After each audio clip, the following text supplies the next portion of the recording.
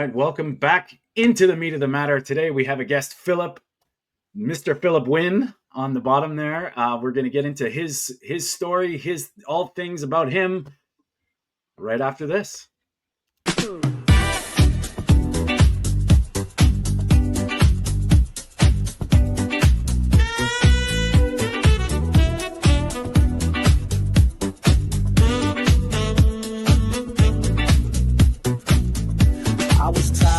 The guessing games, faking health, playing diet names, low fat life, vegan soul, but deep inside I didn't feel whole. Then came fire, then came fat, steak on the plate, I bounced right back. No more crashing, no more drag, just eggs and butter in my bag. Meat made me whole, yeah, you know it's true. Brought me back to what I always knew. Meat made me whole. Now I feel alive.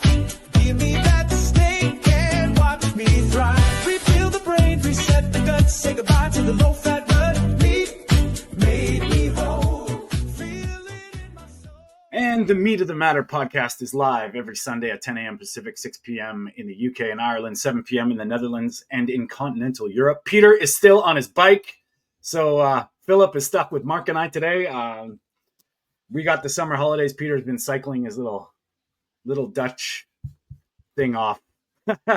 So, Phillip, thanks for coming and hanging out with us today, man. I'm excited to hear your story and your take on how you got to where you're at. And we'll just kick it over to you. I don't know personally much about you, so this is going to be great. Well, thank you for the invite and thank you for having me on. My name is Phillip Wynn. I'm Chinese Vietnamese, you guys didn't know. So my journey, I think I'm trying to figure out where I start. So what my journey is, so ever since I was a child, I had eczema. So with my skin dry and having patches everywhere. And then on top of that, when I turned 25, I was diagnosed with pre-diabetes and psoriasis.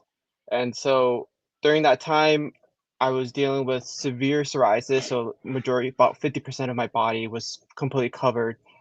And I was doing all kinds of diets and finding holistic ways of trying to do, like, how do I cure this instead of using, steroids, and all kinds of topical ointments and taking biologics, But that was that was a journey that was, I don't know, it was a long journey for that, because if you guys didn't know, in the United States, there's something called step therapy.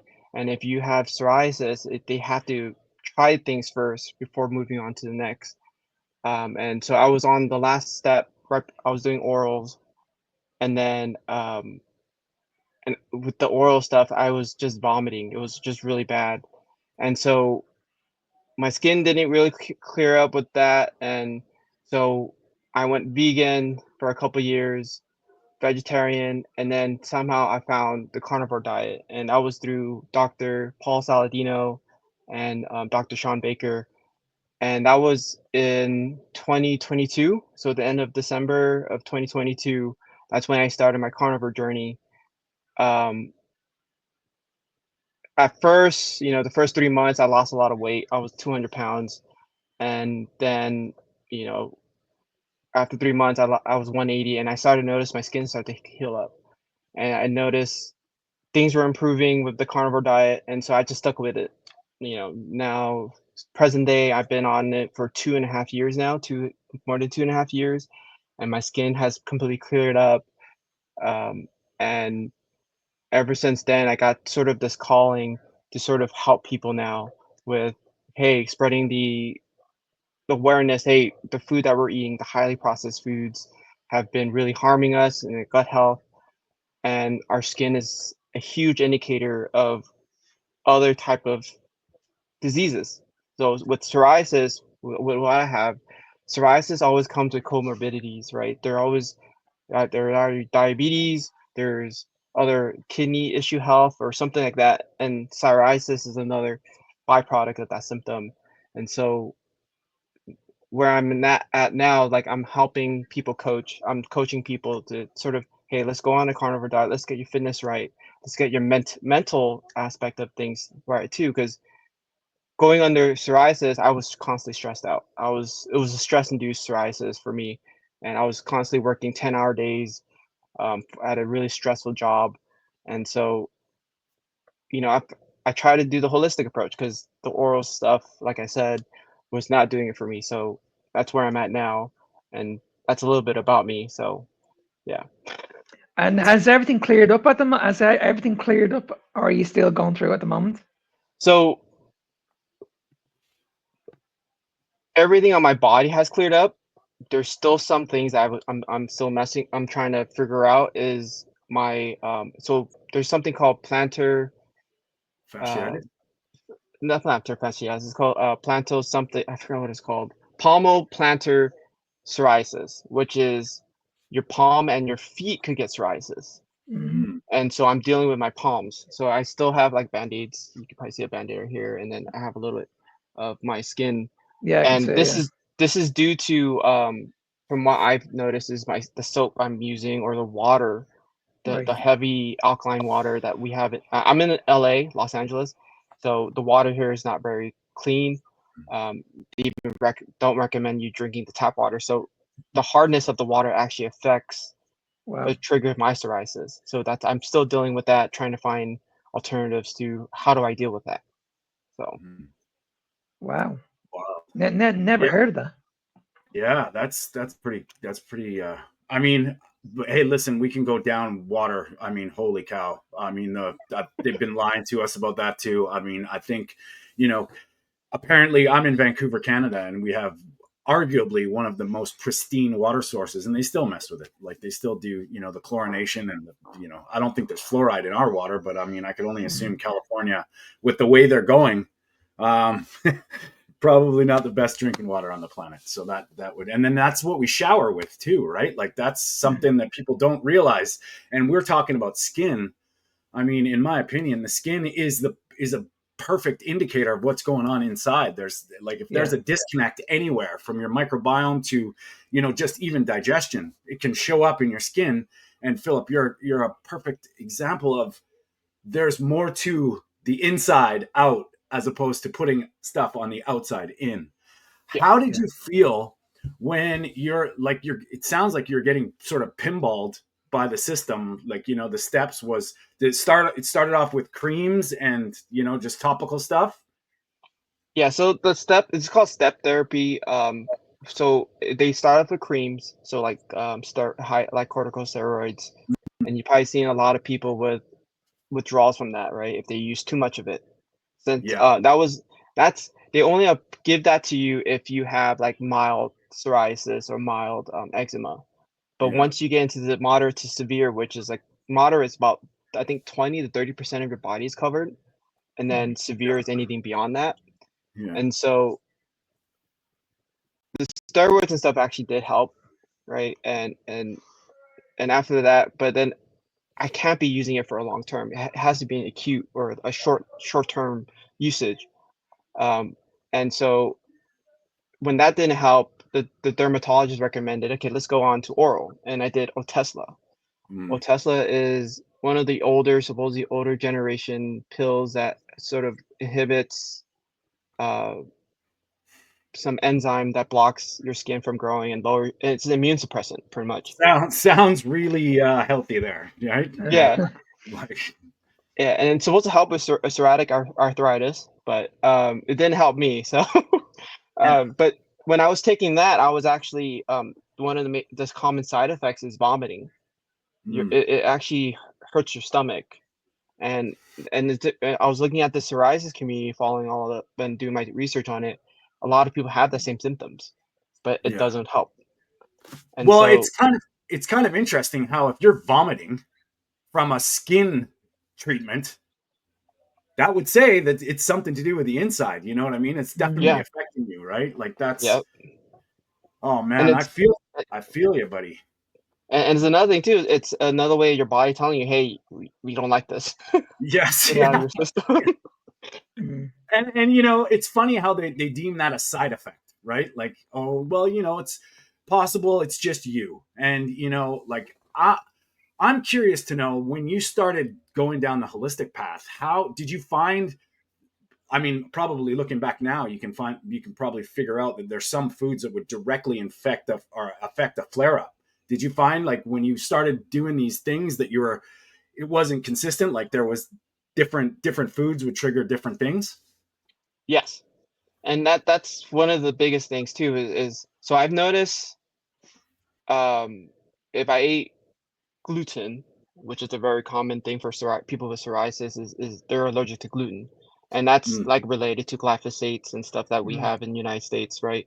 And so yeah, so when I eat rice, rice is fine, but when okay. I eat gluten for some reason, it flares me up, or I feel like my body's flaring up, or because Mm, it's like the flour or wheat they were using. mm, Um,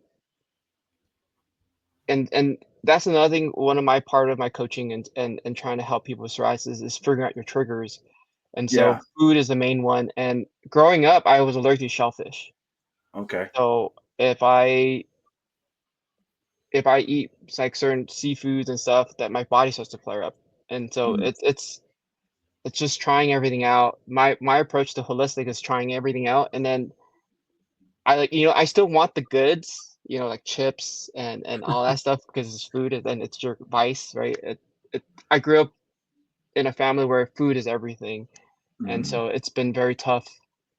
And so, yeah, I had to eliminate all of that. I had to change my mindset, change everything to think, okay, this is not common, and so I need to do something different. yeah. And so my approach in holistic is start eliminating everything. mm, And I went vegan. I heard a lot of great things about vegan, and then that was all a lie. And then I went to carnivore, mm, and that actually helped. Yeah. I mm. enjoy eating meat. So And Well, before you went into I'm sorry, Tony. And no, go before you ahead. went into vegan, what was the information you were getting? Were you getting any information on diet? Did you have to figure this out yourself? Like, what was the information you were getting? yeah, so I was just doing research. I had a trainer, a personal trainer, who said like, yeah, you need to eat carbs and then and balance it out with your protein. And then there was another trainer I went to that was vegan, and he's like, "Yeah, this is the benefits that you get."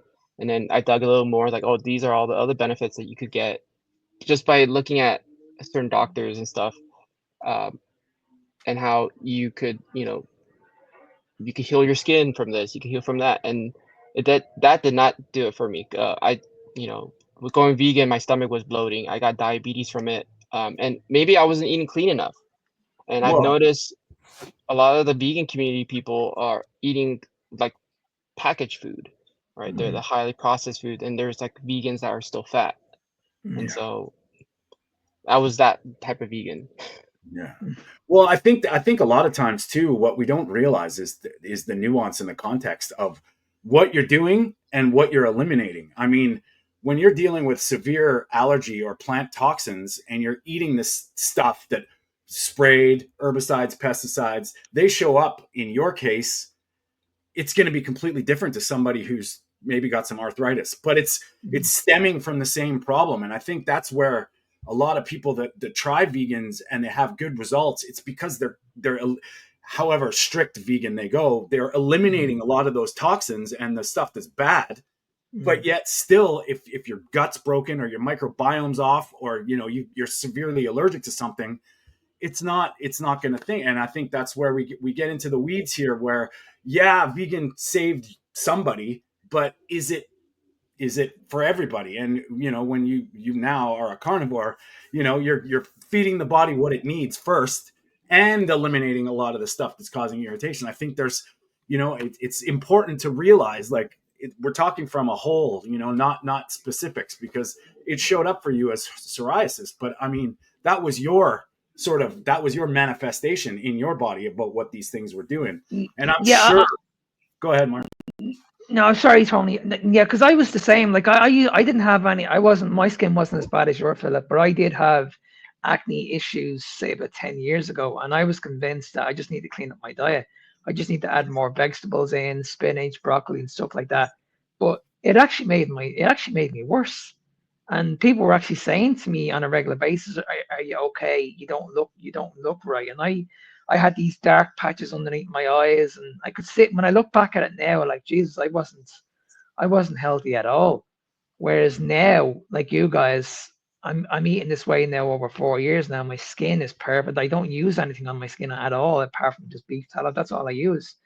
So and that's why, like, we all know that the skin is the biggest organ in the body. It's what you put on your skin is actually going to have a big effect as well. It's not just what you feed the gut. It's actually what you put on your skin as well, because this is what we're seeing at the moment. This is leading to so many inflammation problems at the moment as well, because, and this is what we see a lot at the moment. A lot of women that I see that they want to fix their skin, and they're buying all these creams, and they have no idea what's in them, none whatsoever. And it's like, my God, you're just spending a fortune on this. But then when you talk to them and you can see what they're eating, it's like, well, surely you should address this first before you start buying all this. Just to add on about going to cosmetics, and so there was a trial for me, like using American brand cosmetics Mm. is different Yeah. compared to foreign brands. So Mm. I assume that the UK has a lot of there's a huge band there's like a whole list of banned ingredients you could put in your cosmetics, Yeah. Mm. and same for other countries. And so I don't buy a lot of the American brands anymore, like anything from Procter and Gamble and Johnson and Johnson. I've been going out to Korea. So Korean products has one of the best uh, ingredients for our skin, and they and their culture is more focused on beauty and Mm. health on top of it. So their products are a lot better and cleaner compared to what we have here. And what are they called? The Korean brand, Yeah. What um, are they called? there's one I use. I call Nua. I think it's a Korean brand, ANUA. It's a cosmetic brand. That's very So clean. it's so it's not from the so it's not from the company Johnson and Johnson, no.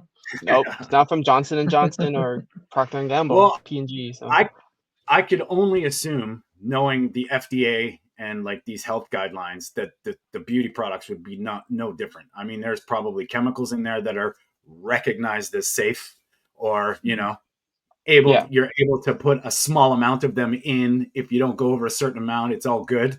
It's kind of funny yep, how they'll say a little bit of poison's okay, but we go past this threshold, it's dangerous, and it's kind of like, okay, how much are you using it? That's pretty interesting how that, it seems every rabbit hole we go down, when you start opening up your mind to this, it's mind blowing how many, what you can do. And it's, diet, obviously. I mean, I'm sure we all think it's a huge part of it, but I think the exposure to all these other chemicals, especially when you like, it's when you're dealing with psoriasis, and this is I mean, it's a vanity thing, it's a confidence thing, it's a Mm, health thing, mm, and when you have to be specifically concerned about it, lucky some people don't, but that doesn't mean they're any better. And that's probably something you found when you're helping people. Like, it's, the damage is still being done, whether you're being exposed to a big manifest or a breakout or a manifestation.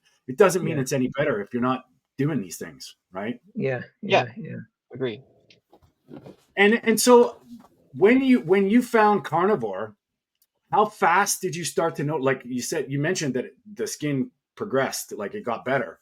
How fast did you start noticing the differences? Like, what was sort of your experience? It was I actually did a post about it. It took a while.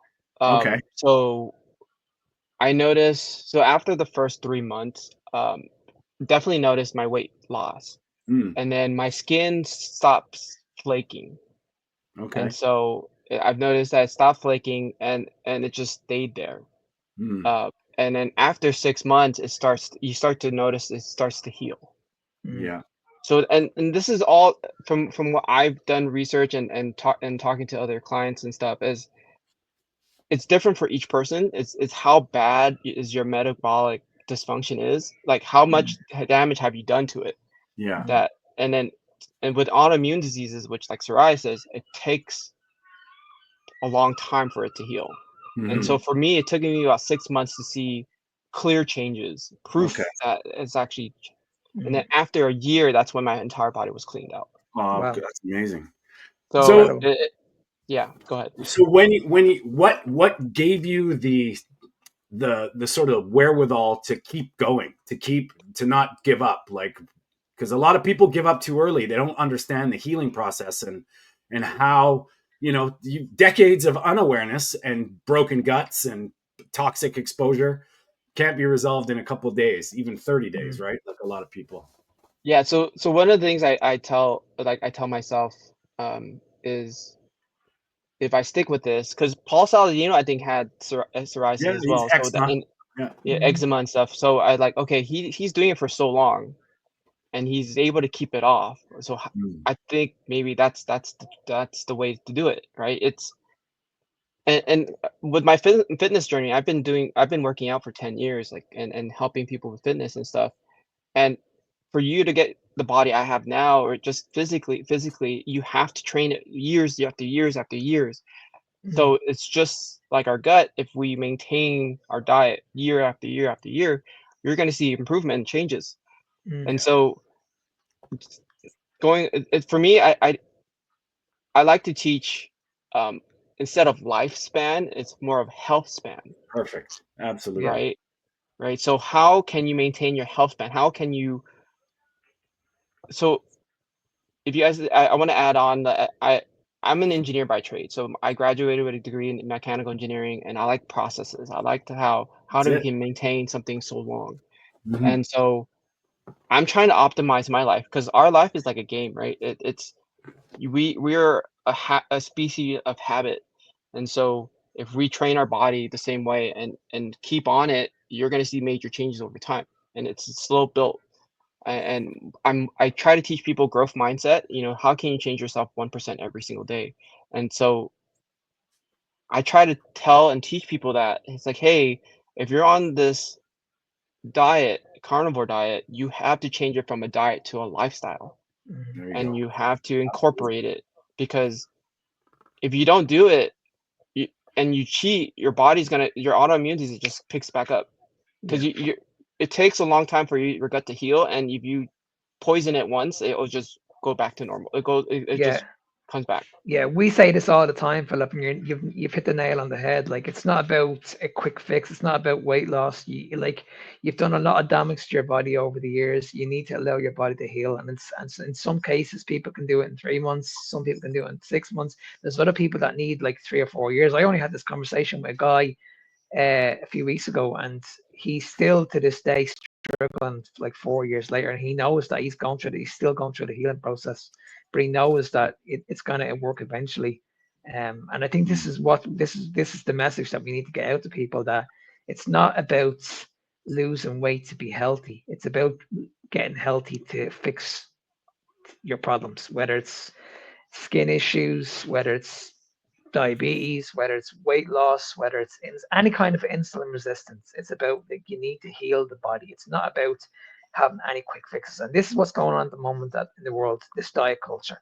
Everybody's Yeah. just convinced I just need to lose And the weight and I'll be healthy. and That's what's going on.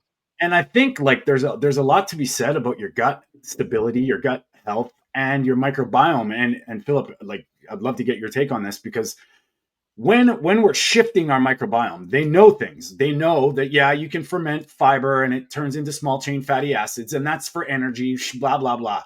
But what people don't realize is these bad bacteria don't just die in a day. They can go dormant. And it Yeah. would explain that people get flare ups when they go on a cheat day, and then all of a sudden they get inflamed, or I mean, it's happened to me. When I started my low carb, I was keto for, I don't know, 4 months. Thought I was right as rain. Let's have some carrot cake. I woke up, my face was like, it was swollen, and it was some kind of thing that was just like, and people were like, well, you're just not used to it. I'm like, this is not a used to thing. Like, this is a serious gut problem. And I think when you're dealing with autoimmune, we underestimate the power of the actual process. And, changing over your whole mindset is the key to, consistency anyway. I was just going to add a quick point as well. Like, why are we seeing more vegans with fatty liver disease? And when you look at these people, most of them will say they don't drink alcohol. But like if you're eating a lot of plants, alcohol is going to come out of these plants. These plants are going to get fermented into the gut, and they're going to turn into alcohol. So the question is this: if we're seeing a lot of vegans at the moment that don't drink alcohol, then why are they walking around with fatty liver disease? So in my opinion, it's the seed oils. So one of the things is you have olive oil, avocado oil, you have canola, vegetable, and everything. So if you're vegan, you don't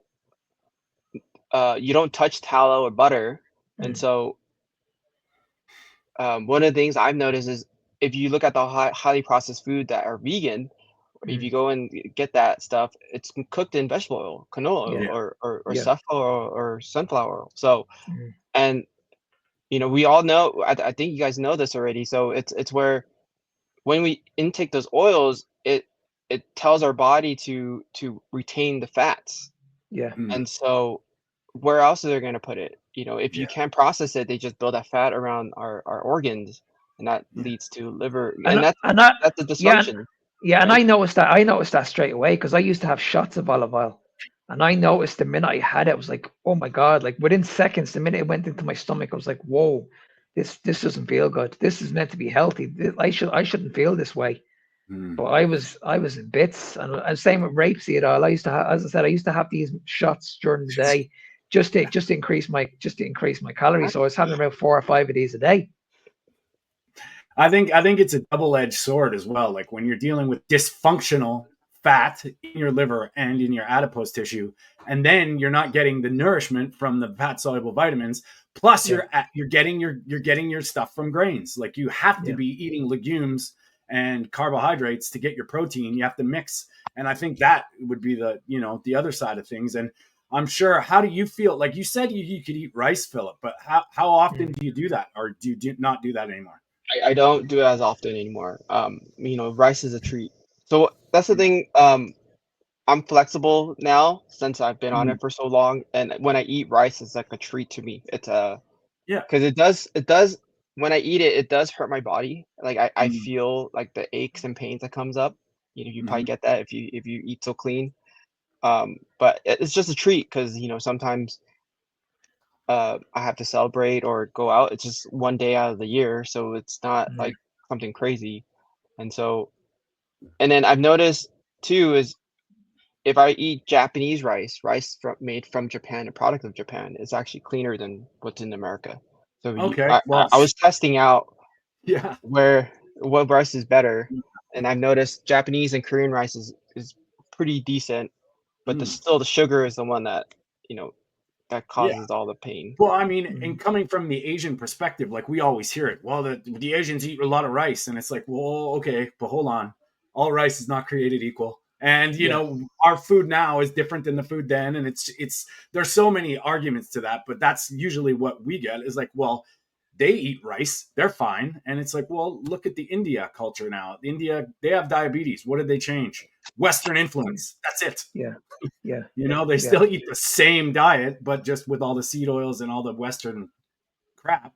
Yeah. All Whereas the Chinese culture, like how long has it changed? It's probably been going on like that for like centuries. Nothing has pretty much changed at all in their countries. Well, there is changes, right? So if you think about it, we probably heard of Hong Kong being one of the blue zones, yeah, right? So yeah, they have changed their method of cooking. So they've used canola oil now, yeah, right? Yeah. Yeah. So and you've probably seen some stuff on the news where they're trying to use sewage and trying to change things up in Yeah. China.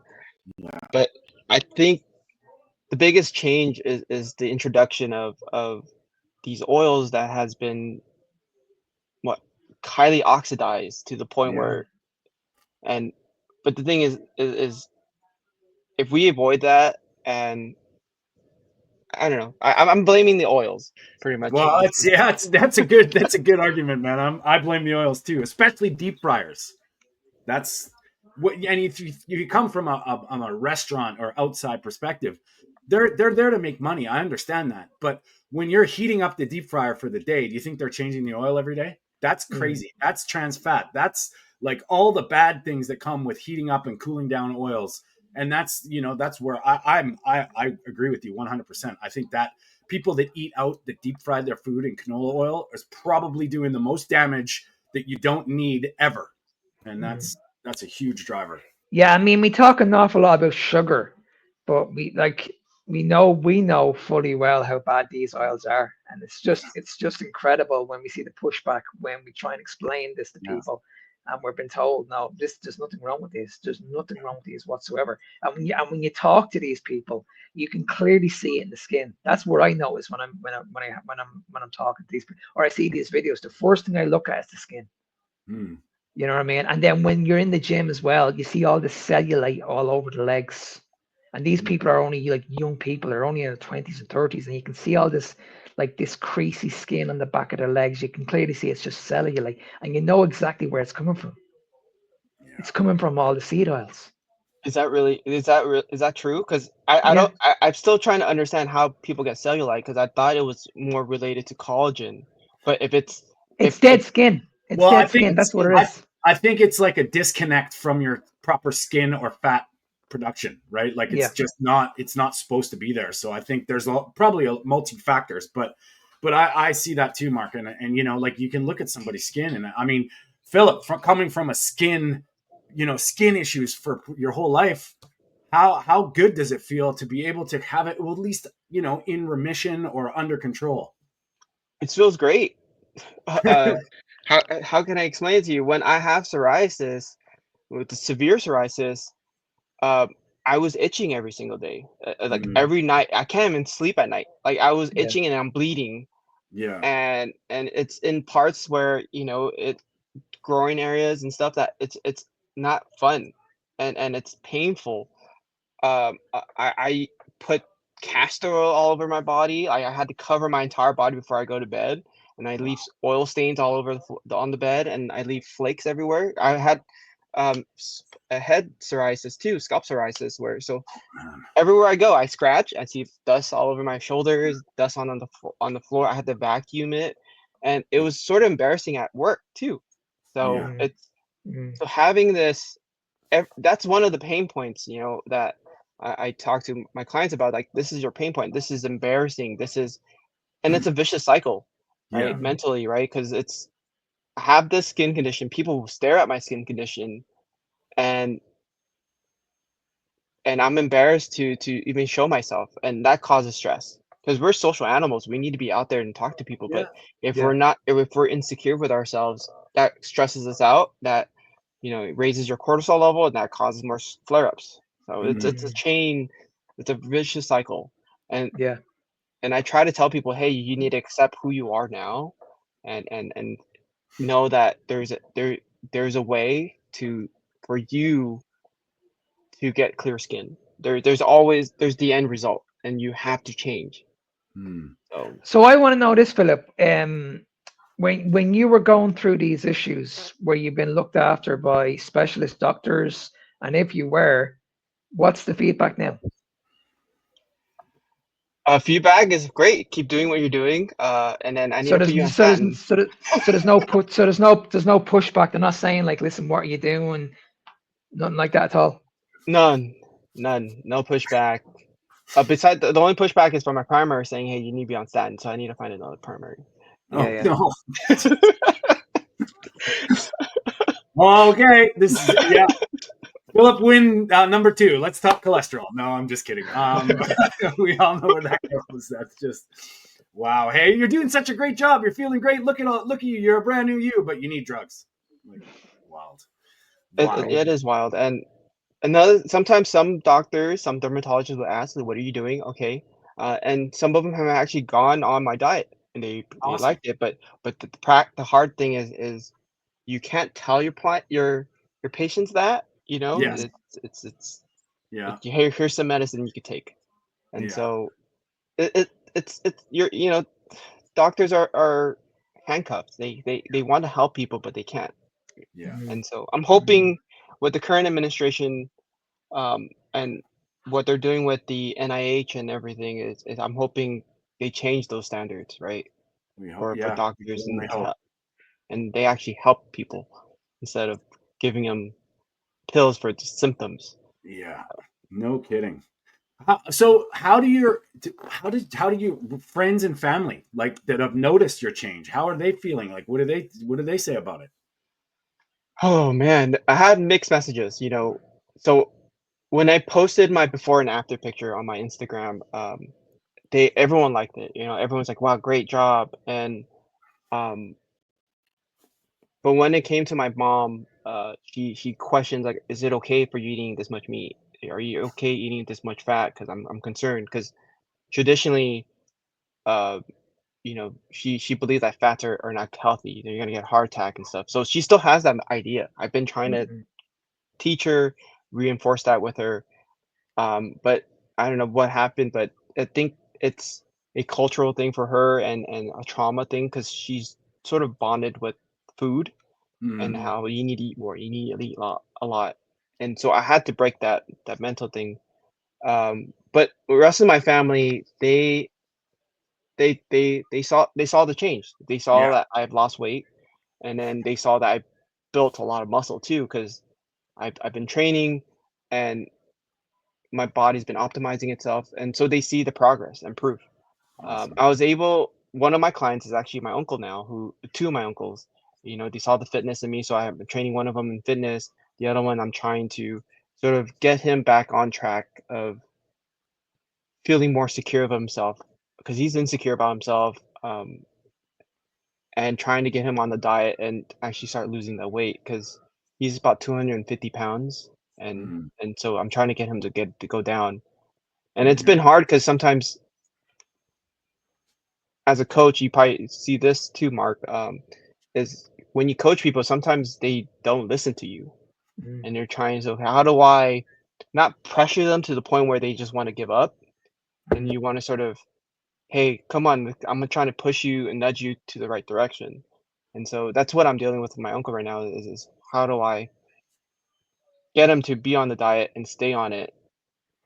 Because some I don't know, the metabolic dysfunction part, you're mentally gone. I feel like a lot totally. of people are mentally like a Yeah. slave, That's and the it's biggest that's the biggest factor I have to try and convince people is that making them understand that they understand they have a problem in the first place. That's the biggest factor for me. It's like they don't realize they have that issue. They don't realize that they're addicted to sugar. They're absolutely convinced like the likes of oats and fruits and sweet potatoes and rice, these are all healthy foods. And it's like, okay, well, it's gonna take a little bit of time to convince you. I'm not expecting to you guys to understand this at the beginning, but the more we get into this and the more we talk to each other and the more I get you the more that your body heals, your body actually talks to you. Your body Yeah. actually listen, your body's like, okay, listen, I don't need this anymore. And this is the feedback that I love getting off people because I've always said I will never have the name carnivore over my name. The reason why is because I always said when I set up my business, I was never going to have carnivore because I know a lot of people when they come onto my page, if they saw carnivore, because I live in a country where nobody talks about the diet, nobody. And if I had carnivore in front of my name, nobody would have You're came near. putting yourself in a No, box. nobody would have came near me. Nobody would have came near me. And that's why I don't like. I would rather get people to do the carnivore diet straight away, but I understand why people can't do it.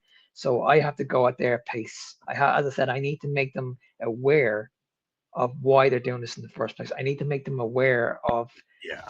where the problem is. And that's I, why I would rather, that's why at the beginning, we can all say that processed food is the first protocol that needs to go, then the carbohydrates that needs to go. And then when they're getting back to me and saying, well, everything's going really, really well, but I still have my gut issues. I have these mental health issues because they've trusted me up to this point. now It's you like, can. okay, Yeah. now I can say to them, okay, what about if we just eliminate the vegetables? Now, if I had to said that at the very, very beginning, Yeah. they're gone straight away. Yeah. Straight away, they be fighting me and saying, "Listen, okay, you're not for me. You're crazy. I'm not going this." But I'm, because they've I'm walked with me, I'm there with a few of my clients right now. It's in that crossroads where they're like, "Could I just?" It's like, ah, you see the light bulb go off, yeah, and it's yeah, like, yeah, oh, yeah, interesting. yeah, yeah, You know, yeah. And 3 months it's ago, great. you're like, "There's It's a no great. way." It's a Yeah, great feeling, isn't it? yeah, When they see it themselves. yeah. I mean, it's kind of like we all did it too. Like, I mean, our process and just hearing your story, Philip, the same kind of thing. Once you start to become aware and that mindset starts to change about what's really going on with me, then you start to gravitate towards the truth about you, Yeah. And it's like once you get rid of the cultural, personal, all the shit that we've been taught and told, and then you start to realize that holy cow, like what actually matters and what we actually need, and then you go from there. And it's funny because Mark, you mentioned it earlier too, like with the vegan population, like if you're in it for health and you know what you're doing and you don't like animals or whatever your reason is, okay, you know what, you're doing it for the right reasons, we could argue. But when you're starting to tell people that what you're doing is more virtuous and better for them, and you can clearly see people suffering, we're not, all three of us have just agreed. We're not saying, hey, do the carnivore diet now. It's more of it's guiding you to a mindset of what works for you. And I think it's undeniable. Like Phillip, your story is incredible that we all have our whys. We all have our symptoms. We all have our different things that seem to resolve with the longer and the more consistent you can become at a proper human diet, And see, if the vegan diet was so popular and it was so healthy, then why are we not hearing these stories? Yeah. Why are we not hearing stories like Phillip's, like Tony's, like myself? Why do we not see this on social media? We don't see any of it. I don't see any of it.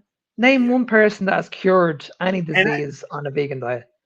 And I don't know how you feel about this, Phillip, but like when we look at the old guard of the plant-based push, the Michael Gregors, the Clappers, the Walter Willits, they don't look healthy. I don't know how you'd feel about that, but I'm sure when you saw Sean Baker and Paul Saladino, what was your first impression like about them? I want to be like Sean Baker. I want to be as old as him and still breaking records. Like, hey, Yeah. that's like, hey, Yeah. I'd rather be that than I haven't heard any vegans that could do that. Like, I follow this bodybuilder who's a local for me. Is Frank Medrano. He's a calisthenic coach, calisthenic fitness influencer, and he's vegan. But I'm looking at him now. I haven't looked at him for a while, but I looked at him now. Like he lost a lot of muscle. Like he's still vegan, but he's not as strong as he used to be. He's just very thin. I want to be like. It's just like the recent news of like The Rock. The Rock lost all his weight, and I'm like, oh, what? What happened? Like, I'd rather be that his. I'd rather be huge than thin out. But yeah. But see, that's somebody must be saying to him, like, listen, you've got to take your health seriously now. Then he must have got some sort of scare, or because we're seeing this with an awful lot of people that are in the wrestling. Right? Yeah, Batista, there's a lot of them. he's A vegan lot of now. them. Yeah, a lot of them when they finish their career, these wrestlers, you can see within a year or two they've lost so much muscle. Like it's unbelievable, and you can clearly see they're going down the vegan route, or they're going down the Mediterranean route, or they're on some sort of diet. You can clearly see it, and they look awful. They really look awful. They've lost so much muscle. Like we're only speculating what's going on with The Rock. I still think that he's probably doing a movie or something like that. But the question needs to be asked, like, why are these people so big and then all of a sudden within 6 months they've lost everything? And we see this with rugby players as well in my country. I used to play rugby, and I've mentioned this before. Like when I finished my career playing rugby, I was like, oh, I was 300 pounds. I'm only 5'3". I'm only a small guy. I'm not big at all. But when you look at the rugby lads, they're huge, they're powerful, they're strong, they're carrying a lot of mass, but it's all water retention so much. And then within 6 months, you see these people again, and they look half the person that what they were, say, 6 months ago. It's incredible, absolutely incredible. No kidding. Yeah, it's an interesting way how we all shift towards or gravitate towards this. You don't go back. Somebody posted that on Instagram earlier today. I just saw it, and it's like they asked that question. It's like, has anybody seen anybody that's been a vegan that goes carnivore, or a carnivore that goes back to veganism? Exactly. Never. Yeah, never happens. Yeah, yeah. Phillip, let's talk about your diabetes. How are you doing metabolically now? Like, what's happening? Metabolically, I'm doing great. I haven't done a blood test, which I should have done. But I don't feel like I have diabetes anymore. I was pre-diabetic, so I Okay, was me actually too. not Yeah. full diabetes, but I was at the borderline between healthy and pre-diabetic. So, from it sounds like I'm doing okay because Yeah. I'm actually sort of afraid to go back to my doctor, the same one that told me to go statin, Hmm. and say, hey, can you check my A1C again? But from how I feel, like clarity wise, like mental clarity and the Yeah. symptoms of diabetes, I don't feel them anymore. Are you Yeah. type 1 or type 2? Type 2, Yeah. Type 2, okay. Yeah. pre-diabetes. So, I had a conversation with my doctor. It didn't go very well when I was pre-diabetic. They're telling me I just figured out about low carb and keto. Did a bunch of actual research about what diabetes was, and they're like, you'll have full blown diabetes within 5 years, Mm. most likely 5 years, possibly 10 years. I'm like, I'm not eating sugar, and they're like, that has nothing to do with it. I'm like, but it has everything to do with it. So, and I'm not pre-diabetic anymore. So yeah, Mm. she's not my doctor. That's how that kind of went. And I mean, I use a CGM once or twice a year just to see how my blood sugar is going, and it's rock solid low. I mean, even at sometimes now my blood sugar goes below 4, and like the type 1 flash goes off, and it's just like I don't feel anything, no dips. It just comes back up nice and naturally. But yeah, it's cool to find out. So I'm and how long have you been a low carb, at least, well, carnivore, since that but conversation? yeah, since that December, so December Okay. 2022, that was a conversation. I got pre-diabetes and like, okay, let's go change it because Yeah. I'm so used to changing my diet. That's another thing too. Like some people are so stuck on the standard American diet, right? Yeah. But then for me, like I had a whole health journey trying to figure out what am I doing, and so Mm. I'm used to doing things cold turkey, and so Yeah. that's just who I am. So everyone's different, but Yeah.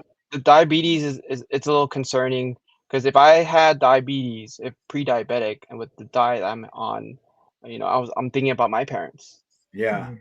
because it's Yeah. genetic, right? Yeah. I don't know if you guys seen that documentary where they were saying there was two different people, say, but they one lives in the city, one doesn't, or one grew up in the city and the other one grew up in the country, but they moved into the city and they're eating the stuff. The person who grew up in the country or had genetically from the country would have diabetes fast. There's a high likelihood of that person getting diabetes faster than the person who grew Mm. up in the city. So Because it's a it's more genetic shocking. thing. Yeah. Yeah. Mm.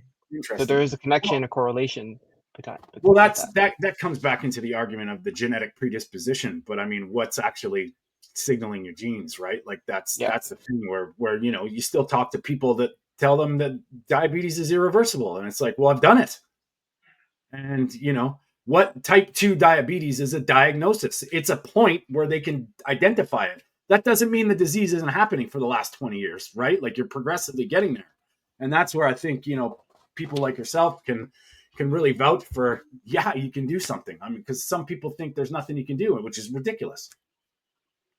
And then more about the skin related stuff, right? So when I had pre-diabetes, um, I had a huge gut. I noticed my gut was getting bigger. I was constantly bloated. Mm. Um, and then my acne was bad. I had bad acne and I had cystic acne too. So they were like all cystic, like really bad. And what I've noticed from that is it's all related to seed oils. And so Mm. so if you know this, right? Our skin releases oils to help sort of hydrate our skin and stuff, but you're having seed oils, which is not very it's our body it can process that. So one way to get rid of it is through our pores, but then if your pores clog from the seed oils, then that causes cystic acne and all this stuff. So people with that type of severe acne and stuff, get off of seed oils. Just that's Yeah. it.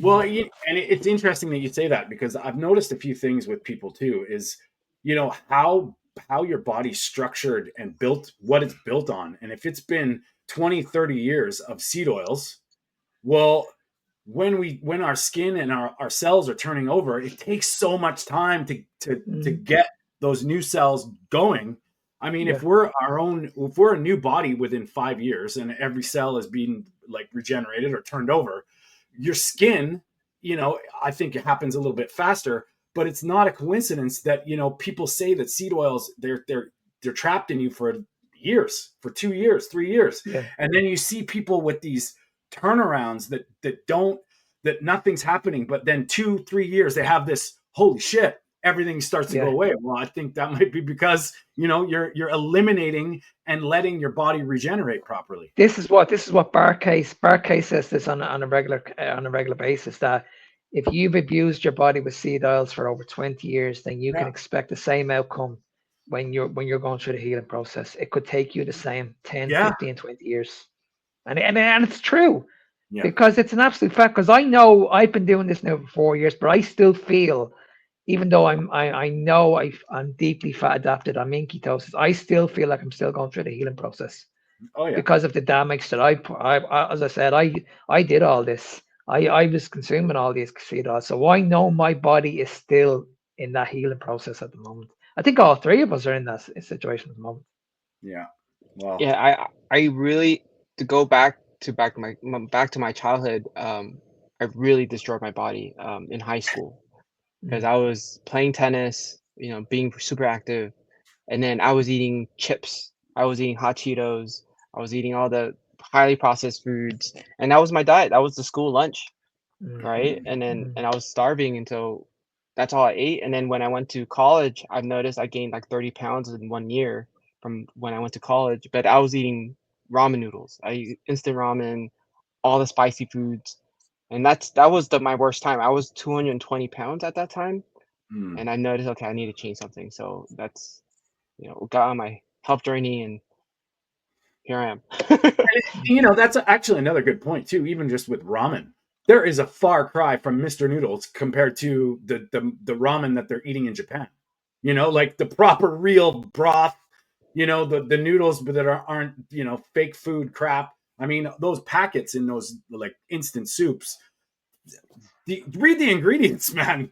It will. Yeah, they're not good. And it's made in United States, I think. Yeah, yeah, right.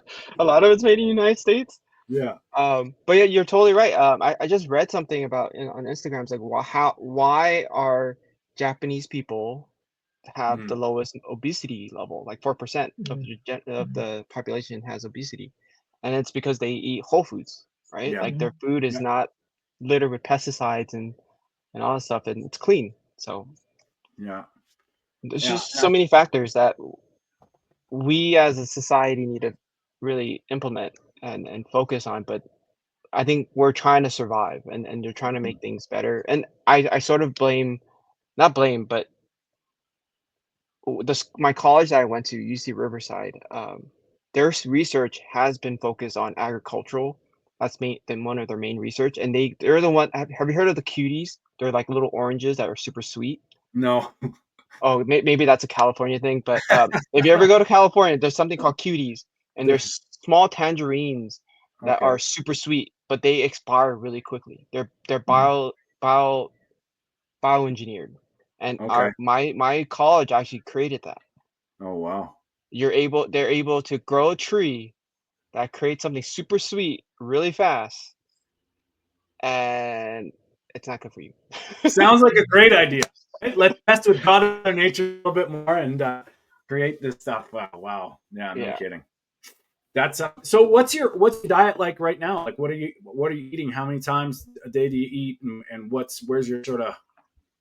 So I've been intermittent fasting, so I'm still fasting right now. I usually eat around 12 o'clock here, p.m. here. But I've been switching between 2 meals a day to OMAD, so one Mhm. meal a day, and it mainly consists of steak, ground beef, and eggs, and butter. So that's been my go-to, and it's cheap. So Yeah. Mhm. That's Nice. what I was going to say simple to you as enough. well. Like, what's the cost? Is it quite cheap in your country? Oh my goodness. So I've been eating grass-fed ground beef, which is about 7.99 a pound, or Okay. $8 a pound. Sometimes it's $10 depending on what it is. Steak wise, if I get a ribeye, it's about $25 a pound. Whoa. Yeah, so Well, one slice of ribeye. So you're lucky, man. It's like $40 a pound in Canada. oh my You're goodness. getting you're getting ripped, Tony, big Oh time. my gosh. Man. So it's cheaper for me to buy beef from New Zealand and Australia than it is to get BC beef. Like it's just Are you it's serious? unbelievable. I'm dead Shipped serious. in. So Shipped you're in. shipping them Yeah. in. Oh my goodness. So and it's like the first farm that I ever bought a half cow from. When I bought that half cow, man, 3.5 years ago now, it was $7.50 a pound hanging weight. Like to me, it's $11.50 now a pound from the same farm for a half cow, Crazy. and Crazy. That's almost doubled. yeah. So it's like this is.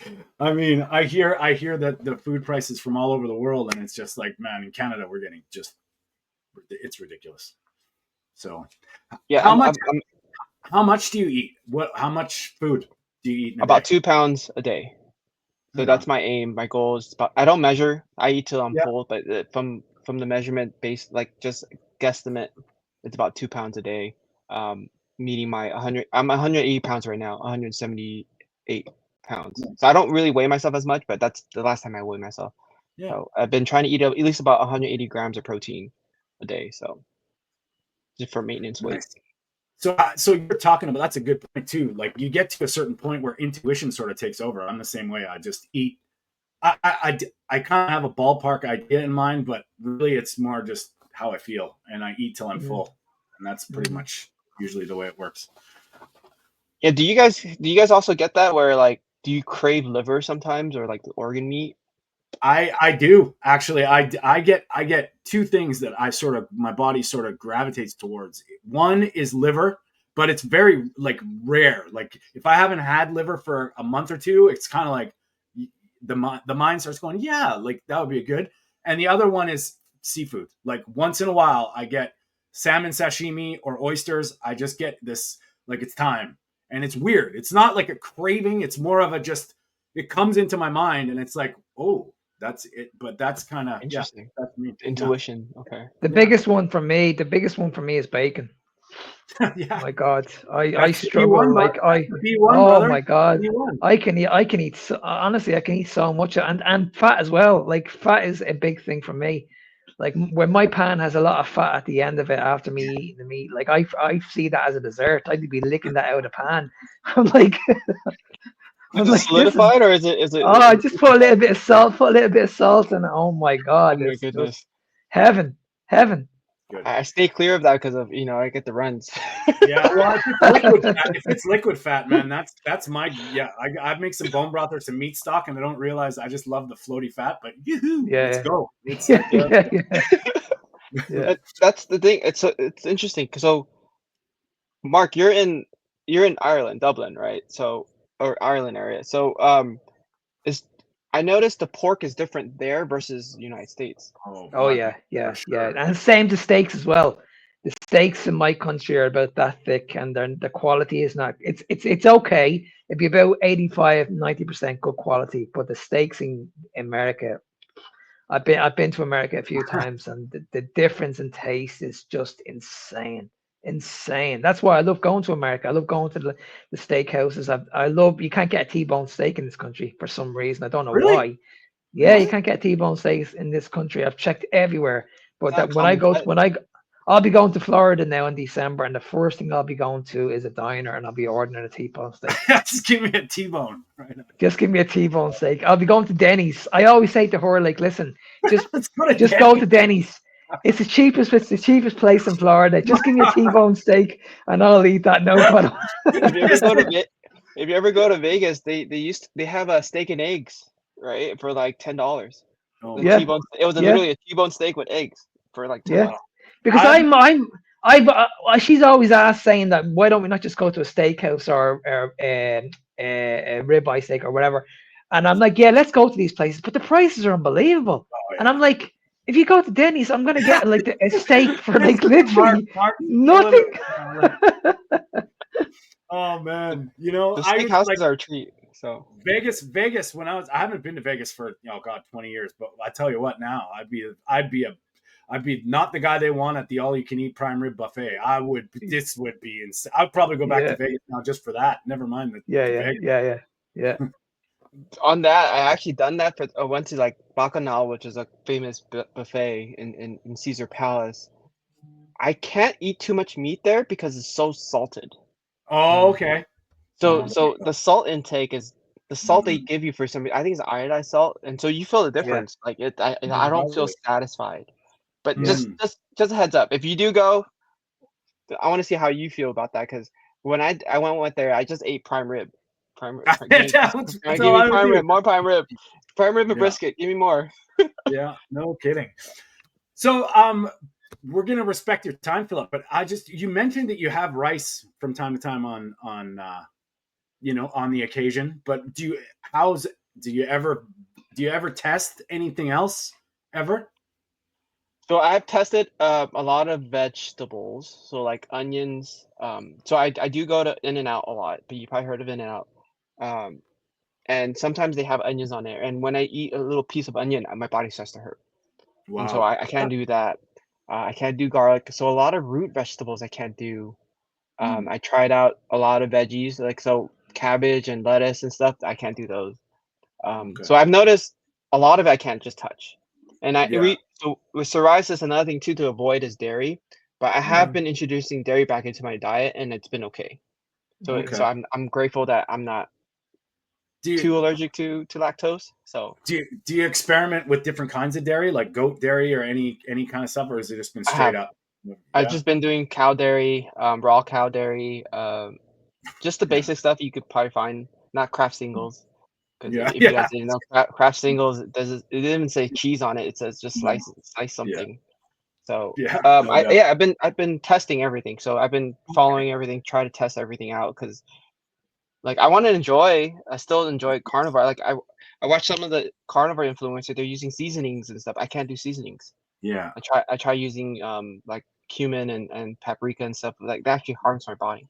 So Well, well, I think that's something else that people don't realize, that the nuance, because obviously spices are plants and they have their own things. I mean, black pepper. When you tell somebody that's like an oxalate bomb, they lose their mind. Like, it can't be that bad. It's like, well, just telling you, right? yeah, Some people cannot do pepper. It's just a thing, and yeah, it's I yeah, can't do pepper. that's interesting. Yeah. So And then I would assume that some seasonings really probably ramp up something, or send you a signal. yeah, definitely garlic.